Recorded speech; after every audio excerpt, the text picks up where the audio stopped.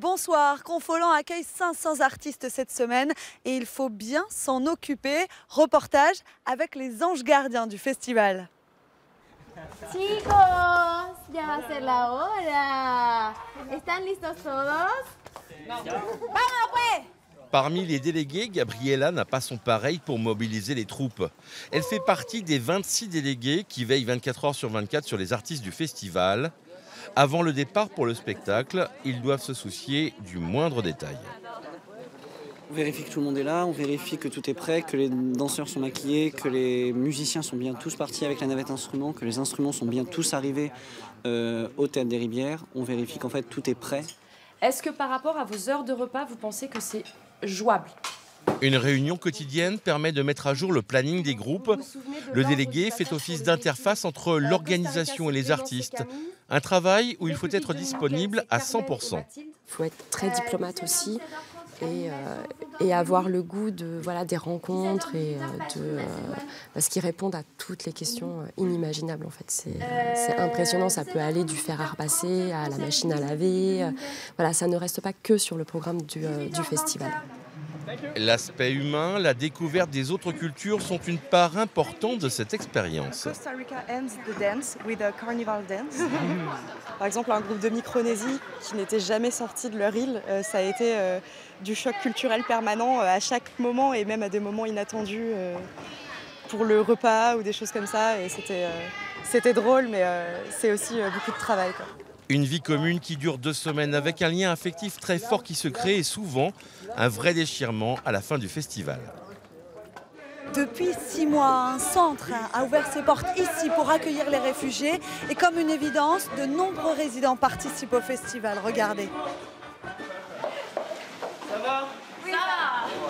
Des moments simples et légers qui tranchent avec des années d'errance.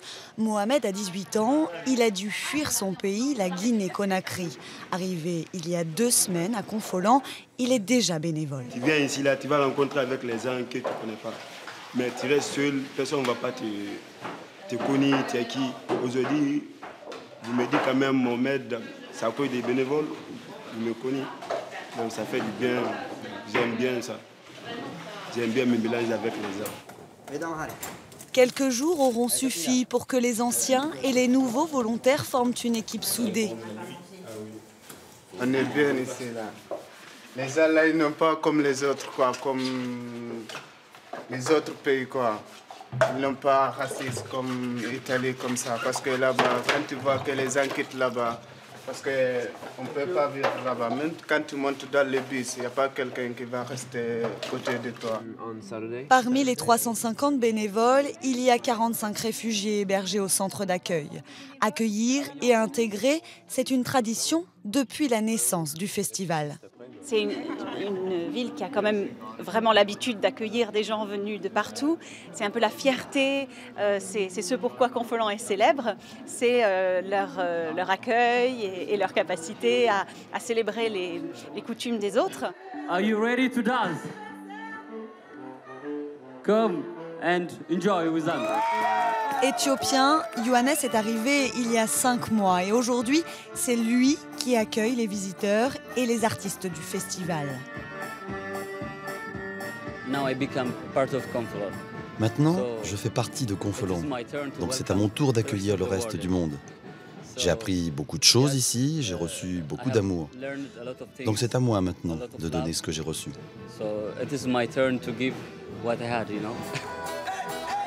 Yohannes, Mohamed et les autres font désormais partie de la grande famille confolantaise.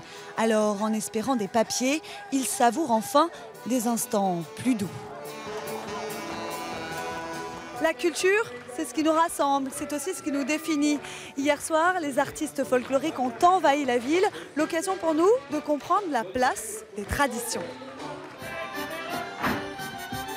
Le folklore attire encore des centaines de spectateurs. Pourtant, en France, il a peu à peu disparu de notre quotidien. La coupure s'est faite en fait vers la guerre de 14. Et après, entre les 2 guerres, il y a eu de grands chambardements, disons. Et c'est à ce moment-là qu'on a pris conscience qu'il y avait un monde qui était en train de disparaître. C'est à cette époque que sont faits des collectages, c'est-à-dire que les gens de cette époque sont allés voir non seulement les paysans, mais en fait tous les gens de la région. Et ça a permis de se constituer un corpus de chants, de danse, etc. Quelle place occupe le folklore dans le reste du monde? En Espagne aussi, il est tombé au fil du temps en désuétude. Alors, la Compagnie des Asturies essaye coûte que coûte de le préserver.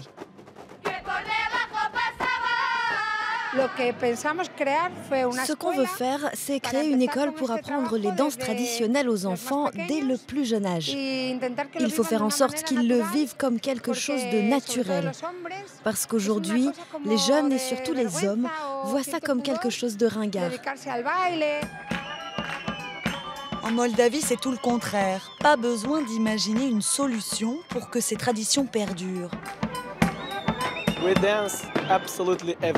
Nous dansons absolument partout, dans toutes les fêtes, dans les mariages et aussi dans les festivals. Nous dansons partout. La danse, c'est dans notre sang, dans nos gènes. C'est notre vie. Dans ces rues, on célèbre la danse et la musique traditionnelle. C'est une invitation au voyage, une découverte de chaque peuple. Ici, c'est sûr, le folklore du monde ne tombera pas dans l'oubli. On vous laisse et on se retrouve demain pour rencontrer celles et ceux qui travaillent dans l'ombre du festival.